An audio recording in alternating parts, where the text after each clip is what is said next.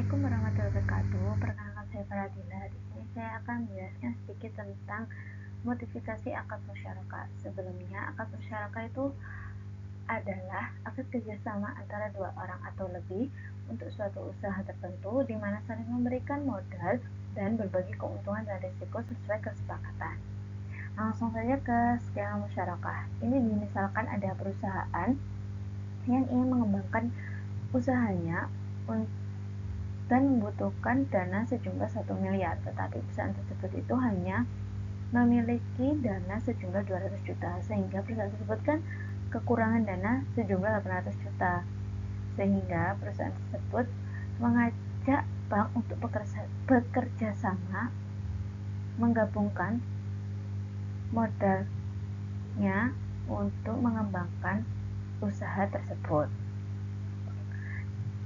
Untuk transaksi kerjasama tersebut menggunakan akad musyarakah. Sebelum akad musyarakah itu dilaksanakan, sebaiknya kedua belah pihak tersebut melakukan perjanjian secara transparan dan disetujui oleh kedua belah pihak, serta kedua belah pihak memilih menggunakan revenue sharing atau profit sharing untuk membagikan keuntungan dan kerugian. Tetapi praktik di lapangannya yaitu bank sering memberikan dan membuat perjanjian sepihak untuk si perusahaan atau si nasabah tanpa ada negosiasi terlebih dahulu, sehingga lebih baik bank itu melakukan negosiasi kepada perusahaan tentang perjanjian-perjanjian yang telah bank buat. Setelah perjanjian tersebut disepakati, barulah terlaksananya akad musyarakah dan bank menyerahkan uang sejumlah 800 juta untuk perusahaan mengembangkan usahanya. Setelah usahanya berkembang dan berjalan, seharusnya bank melakukan mentoring terhadap usaha tersebut. Tetapi seringnya bank tidak melakukan mentoring sama sekali. Selanjutnya, ketika usaha tersebut telah berjalan, akhirnya kan menghasilkan keuntungan dan kerugian.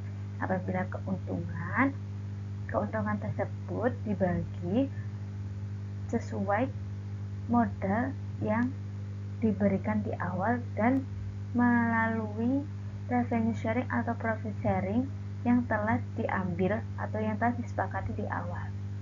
Dan apabila mengalami kerugian, tentunya harus dibagi adil sesuai proporsi modal kedua belah pihak. Tetapi sering bank tidak mau menanggung kerugian, jadi bank itu hanya ingin untung aja.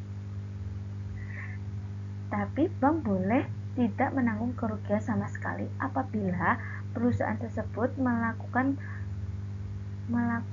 pelanggaran perjanjian atau prestasi atau tidak jujur selama melakukan usaha tersebut. Jadi bank itu boleh tidak menerima beban kerugian sama sekali. Apabila kerugian tersebut itu dihasilkan oleh adanya masalah-masalah kecil di perusahaan atau besar, maka bank itu harus ikut serta mencari jalan keluar atau membantu memecahkan masalah yang terjadi saat itu. Jadi bank tidak boleh lepas tangan atas masalah yang terjadi di perusahaan. Selanjutnya, untuk pengembalian modal itu ketika perjanjian telah berakhir. Jadi apabila perjanjian itu telah berakhir, perusahaan harus mengambilkan modal secara penuh ke pihak bank. Tetapi ada pihak bank yang memaksa perusahaan untuk menyerahkan modal secara menyicil setiap bulannya. Hal tersebut tidak diperbolehkan karena seperti kredit yang tidak diperbolehkan di akad musyarakah. Jadi, saran saya, bank dan perusahaan harus melakukan perjanjian secara transparansi antara kedua belah pihak, dan apabila dibutuhkannya negosiasi, haruslah melakukan negosiasi terlebih dahulu untuk mencapai keputusan bersama dan tidak boleh ada paksaan dari pihak manapun. Dan adanya bank selalu harus melakukan mentoring selama usaha itu terus berjalan dan membantu memecahkan masalah apapun itu yang terjadi. Jadi bank tidak boleh lepas tangan ya. Selanjutnya, bank itu bertindak sebagai mitra usaha. Mitra usaha atau kerjasama atas usaha tersebut. Jadi bank itu tidak bertindak sebagai pemilik perusahaan. Jadi sekian dari saya. Sepertinya mohon maaf. Wassalamualaikum warahmatullahi wabarakatuh.